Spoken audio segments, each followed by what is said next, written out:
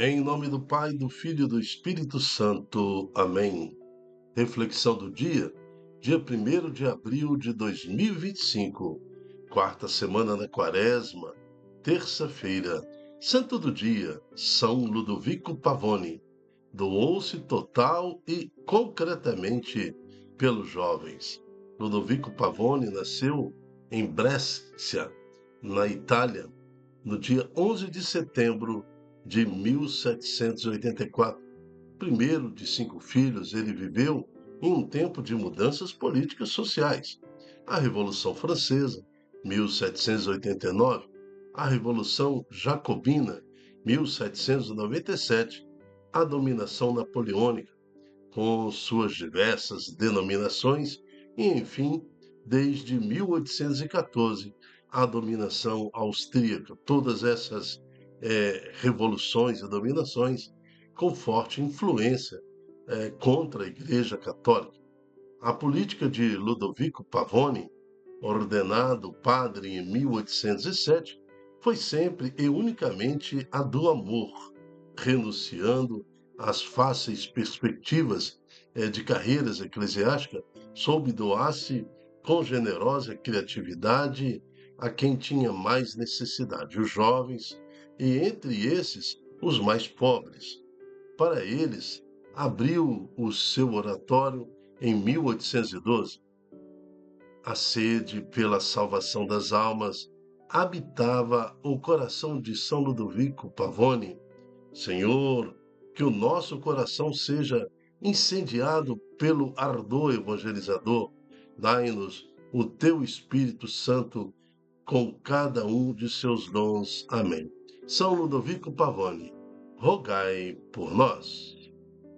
Dentro da liturgia diária de hoje, nós vamos ver na primeira leitura esta manifestação em Ezequiel, que nos dá uma visão do transbordar da água do Espírito sobre a igreja aqui projetada nesta visão de Ezequiel. O responsório de hoje é o Salmo 45, quando ele fala: conosco está o Senhor do Universo, o nosso refúgio é o Deus de Jacó.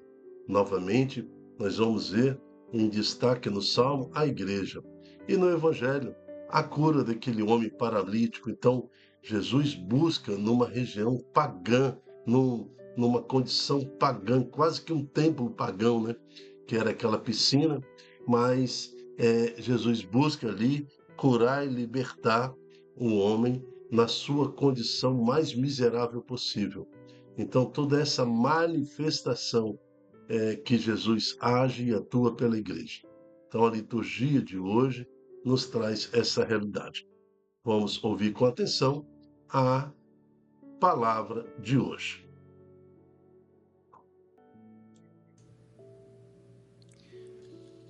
Leitura da profecia de Ezequiel.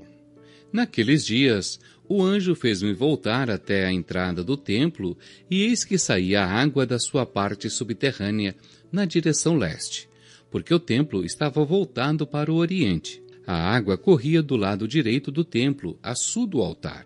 Ele fez-me sair pela porta que dá para o norte, e fez-me dar uma volta por fora, até a porta que dá para o leste, onde eu vi a água jorrando do lado direito. Quando o homem saiu na direção leste, tendo uma corda de medir na mão, mediu 500 metros, e fez-me atravessar a água. Ela chegava-me aos tornozelos. Mediu outros 500 metros, e fez-me atravessar a água. Ela chegava-me aos joelhos. Mediu mais 500 metros, e me fez-me atravessar a água. Ela chegava-me à cintura. Mediu mais 500 metros, e era um rio que eu não podia atravessar, porque as águas haviam crescido tanto, que se tornaram um rio impossível de atravessar, a não ser a nado. Ele me disse: viste, filho do homem? Depois fez-me caminhar de volta pela margem do rio. Voltando, eu vi junto às margens muitas árvores, de um e de outro lado do rio. Então ele me disse: estas águas correm para a região oriental, descem para o vale do Jordão, desembocam nas águas salgadas do mar, e elas se tornarão saudáveis. Onde o rio chegar, todos os animais que ali se movem poderão viver. Haverá peixes em quantidade, pois ali desembocam as águas que trazem saúde, e haverá vida onde chegar o rio. Nas margens junto ao rio, de ambos os lados, crescerá toda espécie de árvores frutíferas. Suas folhas não murcharão e seus frutos jamais se acabarão. Cada mês darão novos frutos, pois as águas que banham as árvores saem do santuário. Seus frutos servirão de alimento e suas folhas serão remédio. Palavra do Senhor, graças a Deus. Salmo 45. Conosco está o Senhor do Universo, o nosso refúgio é o Deus de Jacó. O Senhor para nós é refúgio e vigor. Sempre pronto, mostrou-se um socorro na angústia. Assim não tememos se a terra estremece, se os montes desabam, caindo nos mares. Conosco está o Senhor do Universo, o nosso refúgio é o Deus de Jacó. Os braços de um rio vêm trazer alegria, a cidade de Deus, a morada do Altíssimo. Quem a pode abalar? Deus está no seu meio. Já bem antes da aurora, ele vem ajudá-la. Conosco está o Senhor do Universo, o nosso refúgio é o Deus de Jacó. Conosco está o Senhor do Universo, o nosso refúgio é o Deus de Jacó. Vinde ver, contemplai os prodígios de Deus e a obra estupenda que fez no universo. Conosco está o Senhor do Universo, o nosso refúgio é o Deus de Jacó. Proclamação do Evangelho de Jesus Cristo segundo João. Houve uma festa dos judeus e Jesus foi a Jerusalém. Existe em Jerusalém, perto da Porta das Ovelhas, uma piscina com 5 pórticos, chamada Betesda em hebraico. Muitos doentes ficavam ali deitados, cegos, coxos e paralíticos. De fato, um anjo descia, de vez em quando, e movimentava a água da piscina, e o primeiro doente que aí entrasse, depois do borbulhar da água, ficava curado de qualquer doença que tivesse. Aí se encontrava um homem que estava doente havia 38 anos. Jesus viu o homem deitado e, sabendo que estava doente há tanto tempo, disse-lhe: Queres ficar curado? O doente respondeu: Senhor, não tenho quem me leve à piscina, quando a água é agitada. Quando estou chegando, outro entra na minha frente. Jesus disse: Levanta-te, pega a tua cama e anda. No mesmo instante, o homem ficou curado, pegou a sua cama e começou a andar.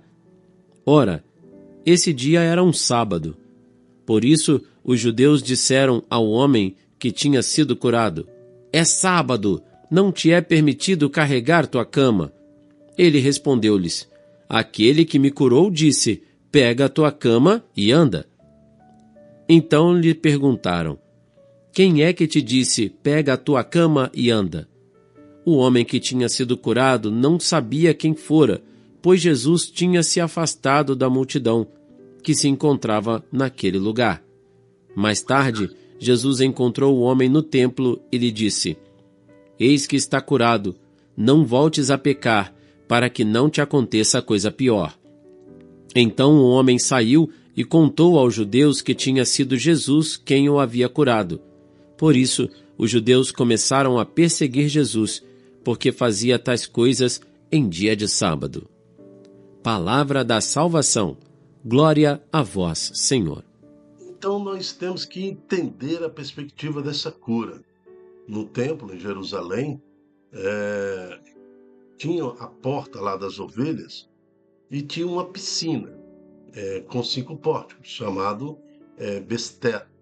Betesda, né? Em hebraico. Por quê? Na verdade, aquela região do templo era dominada ali pelos romanos. Então, tinha muito disso, principalmente em Jerusalém, cidades onde os romanos não deixavam entrar sequer um sacerdote ou então qualquer filosofia judaica. Então, dentro do templo também tinha aquela região e onde os romanos ali se banhavam e faziam suas higienes e tudo mais, e uma região também que foi dominada pela prática romana, pelos cultos pagãos e tudo mais. Então, essa cultura que nessa piscina um anjo aparecia e curava as pessoas, foi criando, né, essa cultura, principalmente entre os judeus, aqueles menos favorecidos. E todos eles iam lá em busca dessa cura. Por isso até que o autor fala aqui, né? De fato, a piscina tinha essa propriedade curativa, mas era muito mais pela fé das pessoas. Interessante é que Jesus foi lá nessa condição, né? Buscar nessa prática pagã, né? Mesmo que dentro e próximo à piscina que ficava dentro do templo, mas Jesus foi buscar ali justamente aquele que estava sendo injustiçado há anos, estava lá. E Jesus falou: queres ser curado? Quero. Então ele só falou: pega a tua cama e anda.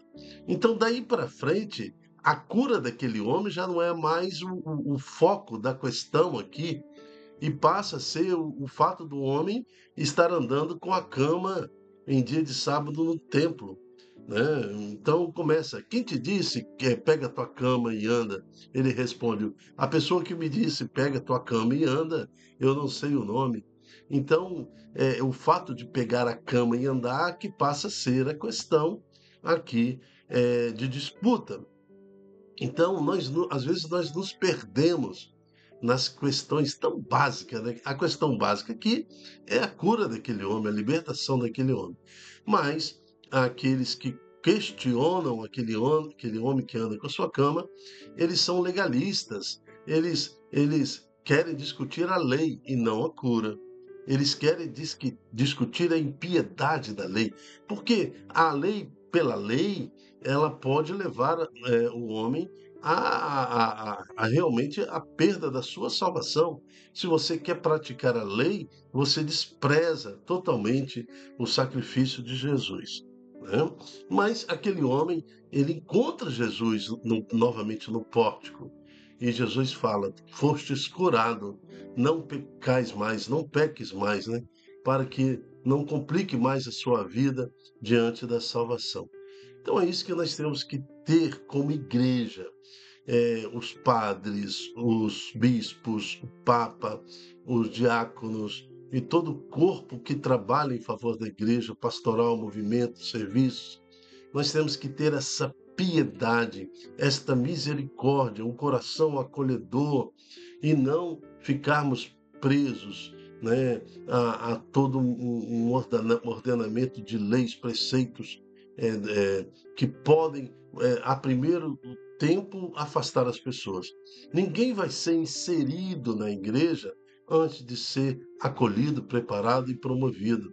Não é justo com a igreja e com Jesus Cristo pecar um pecador e colocar lá no púlpito para ler uma palavra na missa ou servir.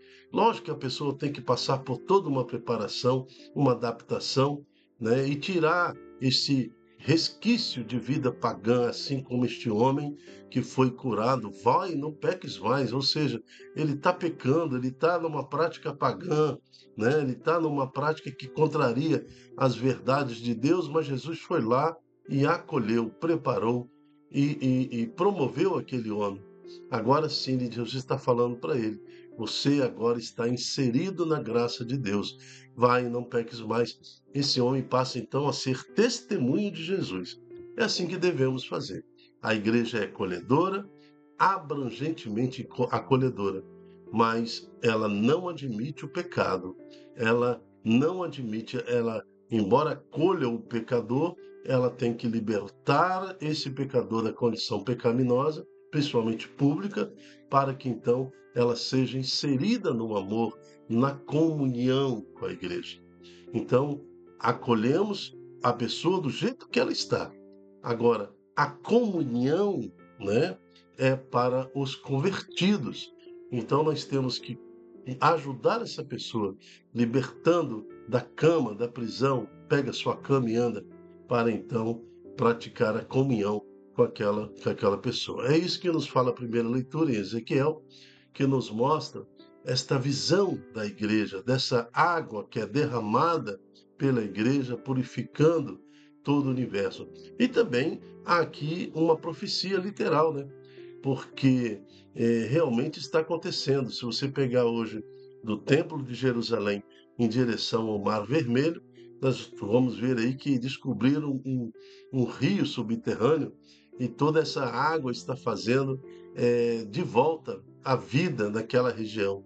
Então, além dessa profecia literal, nós também temos a profecia desta água, que é a água do batismo, a água que surge pela igreja. E no Salmo responsorial ele fala aqui, ó, conosco está o Senhor do Universo, nosso refúgio é o Deus de Jacó. Ora, onde que está o refúgio do Deus de Jacó? É a igreja que, com o seu poder de ligar e desligar da terra e ligar e desligar no céu, vem anunciando Jesus e acolhendo a todos, preparando, promovendo para que sejam inseridos na comunhão com Jesus Cristo. Eu me chamo Dilton Góes. O nosso projeto chama-se Ai de mim se não evangelizar. E a Reflexão do Dia é um programa diário com o objetivo de esclarecer o que pede, o que nos ensina a liturgia diária. Hoje ela fala desse poder de Jesus Cristo que pela igreja nos busca, que pela igreja nos resgata desse mundo e de todas as prisões pagãs desse mundo. Nós estamos muitas vezes na condição desta pessoa que está presa a seu leito e hoje Jesus fala, pega seu leito e anda, né?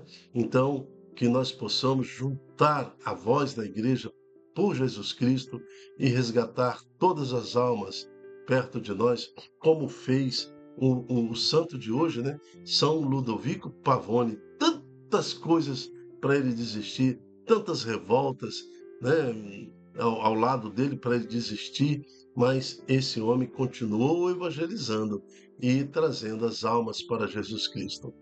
Então, eu conto com você, multiplique em suas redes sociais esta pregação, esse ensino, para que mais corações possam pegar a sua cama e andar na conversão em Jesus Cristo. Amém. Até a próxima, se Deus quiser. Tchau, tchau.